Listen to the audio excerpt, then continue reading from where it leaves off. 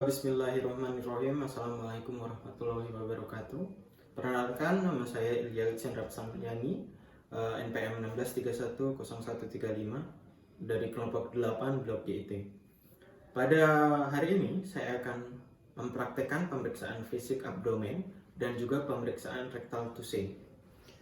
Sebelum kita berlanjut kepada pemeriksaan fisik abdomen, kita lakukan terlebih dahulu anamnesa kepada pasien untuk mendapatkan entah itu dari gejala, kemudian juga kita untuk mendapatkan riwayat penyakit keluarga, riwayat penyakit terdahulu, dan juga riwayat penyakit sekarang. Selain juga melakukan anamnesa, kita juga lakukan pemeriksaan tanda-tanda vital ketika di awal pemeriksaan. Sebelum melakukan pemeriksaan fisik abdomen, kita juga lakukan informed consent terlebih dahulu kepada pasien. Informed consent ini bertujuan untuk menjelaskan apa saja hal yang akan kita lakukan selama pemeriksaan, kemudian juga meminta persetujuan pasien untuk kita dapat melakukan pemeriksaan tersebut. Sebelum kita melakukan pemeriksaan fisik abdomen, kita lakukan cuci tangan prosedural terlebih dahulu. Setelah kita melakukan cuci tangan prosedural, kita lanjutkan ke pemeriksaan fisik abdomen. Nah, pada pemeriksaan ini yang perlu kita perhatikan adalah inspeksi, perkusi, palpasi, dan juga auskultasi. Nah, kita langsung kepada pemeriksaan yang pertama, yaitu inspeksi. Pada inspeksi, itu kita perhatikan pada bagian abdomen pasien, apakah dia ada perubahan warna, entah itu berwarna kuning atau ikterus, kemudian biru, ataukah tanda-tanda inflamasi seperti kemerah-merahan. Kemudian selain warna, kita juga perhatikan apakah ada perubahan, misalnya apakah perutnya besar tapi tidak simetris, apakah dia lurus seperti balok kayu, apakah ada benjolan-benjolan di tempat-tempat tertentu, misalnya pada daerah umbilikal, apakah daerah inguinal, apakah ada hal-hal yang lain yang tidak normal. Kemudian setelah kita melakukan inspeksi, kita lanjutkan kepada palpasi. Pada palpasi yang perlu diperhatikan, itu abdomen dibagi menjadi 4 kuadran, yaitu kuadran kanan atas, kuadran kiri atas, kuadran kanan bawah, kemudian kuadran kiri bawah. Di pemeriksaan ini, kita lakukan palpasi terlebih dahulu dari daerah kuadran kanan atas. Pada kuadran kanan atas ini yang perlu diperhatikan adalah posisi hati. Posisi hati seharusnya bisa kita dapatkan ketika kita meraba di arcus costae kanan, itu kita bisa mendapatkan arcus costae tersebut. Namun jika kita dapati ketika kita ingin mengambil arcus costae-nya tidak bisa, perlu dicurigai adanya hepatomegali. Kemudian kita juga perlu perhatikan apakah ada nyeri tekan di semua kuadran abdomen pasien. Setelah itu, ada hal lagi yang perlu diperhatikan di kuadran kanan bawah, yaitu Bloomberg sign. Bloomberg sign ini itu merupakan salah satu tanda dari penyakit appendicitis. Yang perlu dilakukan untuk melihat Bloomberg sign, yaitu kita lihat dari umbilikal, kita ukur ke arah sias, kemudian di tengah-tengahnya kita berikan tekanan. Setelah kita berikan tekanan dan kita angkat, itu pasien akan merasakan sakit. Nah, di situ yang perlu kita curigai jika adanya indikasi appendicitis. Kemudian, apakah ada rasa nyeri tekan lain di tempat-tempat lain, misalnya di bagian kuadran kiri atas atau kuadran kiri bawah. Setelah kita melakukan palpasi, kita lakukan pemeriksaan yang selanjutnya, yaitu perkusi.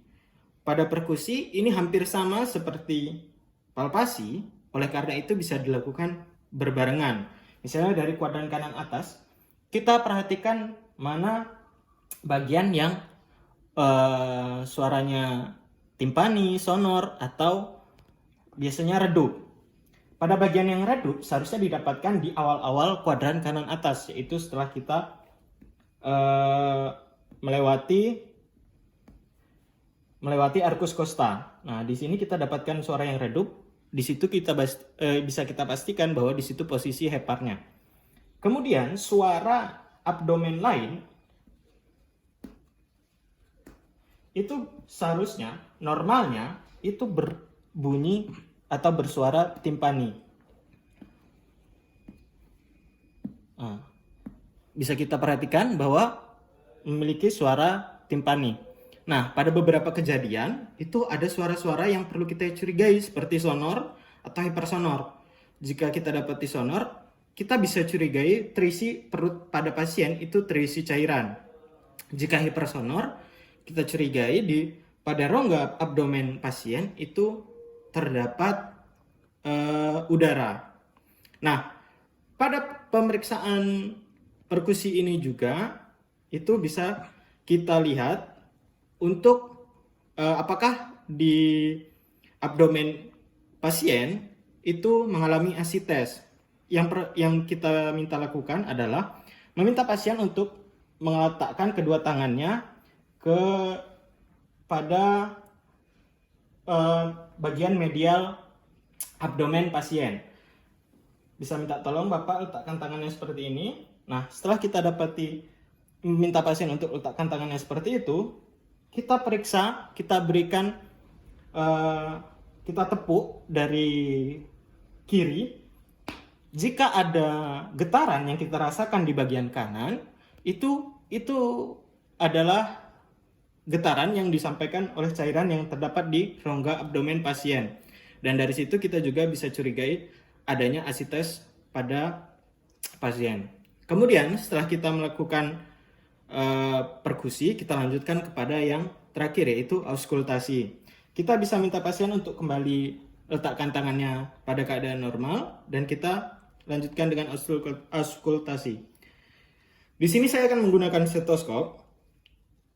Pada penggunaan stetoskop, ketika kita mendengarkan suara di rongga abdomen pasien, entah itu dari kuadran kanan atas, kiri atas, kanan bawah, ataupun kiri bawah, itu kita harus perhatikan suara bising usus sebanyak 3 kali dalam waktu 1 menit.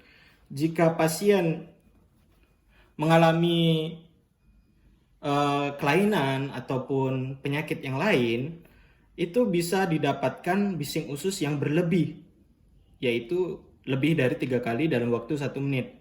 Normalnya 3 kali dalam 1 menit. Misalnya pada kejadian gastritis, itu kita akan selalu dapatkan suara bising usus berlebih seperti orang yang kelaparan, yang kruk-kruk seperti itu.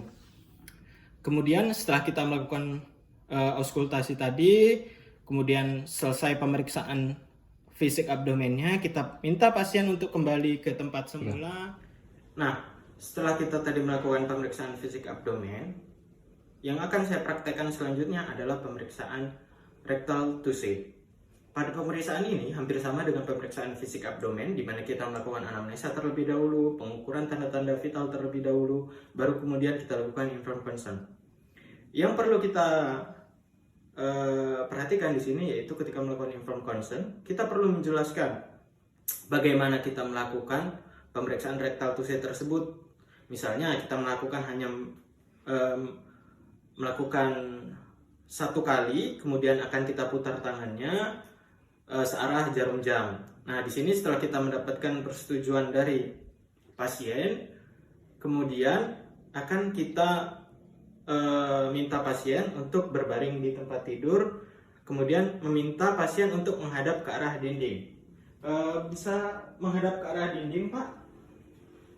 Kemudian bisa angkat kakinya setinggi perut Bapak untuk memudahkan pemeriksaan. Menghadap ke dinding, kemudian kakinya diangkat setinggi abdomen, kemudian kita melakukan cuci tangan prosedural menggunakan handscoon dan juga menggunakan lubrikan gel di jari yang akan kita gunakan untuk melakukan pemeriksaan rectal touche.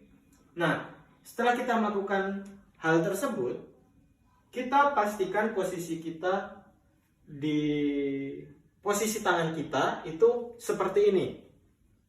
untuk memudahkan tangan kita untuk memutar searah dengan jarum jam.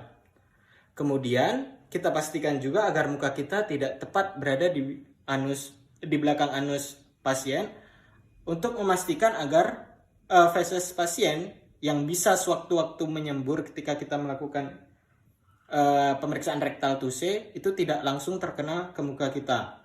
Nah, setelah itu kita pastikan juga agar jari-jari yang lain ini digunakan untuk menopang di musculus gluteus maximus pasien.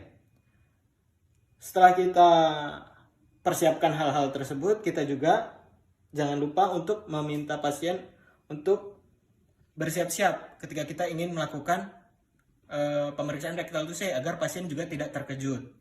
Nah, maaf ya Pak ya, akan saya masukkan untuk melakukan pemeriksaannya Pak ya. Kemudian setelah kita pertama kali memasukkan, yang perlu kita pastikan adalah tonus dari sphincter aninya, entah itu sphincter ani yang bagian internal ataupun sphincter ani yang bagian eksternal. Kita pastikan apakah kendor, apakah kuat. Seharusnya pada keadaan normal, tonus sphincter ani itu kuat.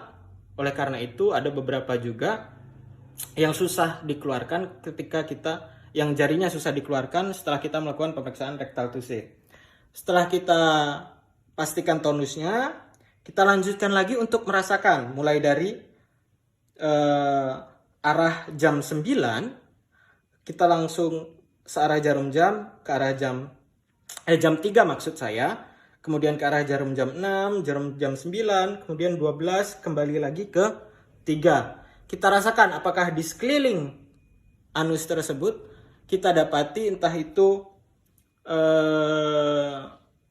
benjolan-benjolan kecil atau benjolan besar ataukah benjolan yang bertanduk, untuk memastikan apakah itu hemoroid, apakah itu kista anus, apakah itu polip anus, seperti itu. Kemudian setelah kita melakukan pemeriksaan tersebut dan memastikan, kita tarik jarinya yang untuk melakukan pemeriksaan tadi, dan kita lihat di jari kita yang untuk bekas pemeriksaan anus tadi, apakah warnanya itu warna feses ataukah tidak ada warna, apakah warna merah darah ataukah ada warna-warna lain, misalnya hitam seperti aspal atau warna-warna lainnya yang dicurigai terdapat kelainan di sistem pencernaan pasien. Kemudian mungkin itu saja. Setelah kita melakukan pemeriksaan tersebut, kita buang handscoon-nya, kita minta pasien untuk menaikkan celananya, kemudian kita minta pasien untuk kembali duduk di tempat semula untuk kita menjelaskan hasil dari analisis pemeriksaan tersebut. Mungkin sekian dari saya. Itu tadi pemeriksaan fisik abdomen dan juga pemeriksaan rektal tuse. Terima kasih dan juga wassalamualaikum warahmatullahi wabarakatuh.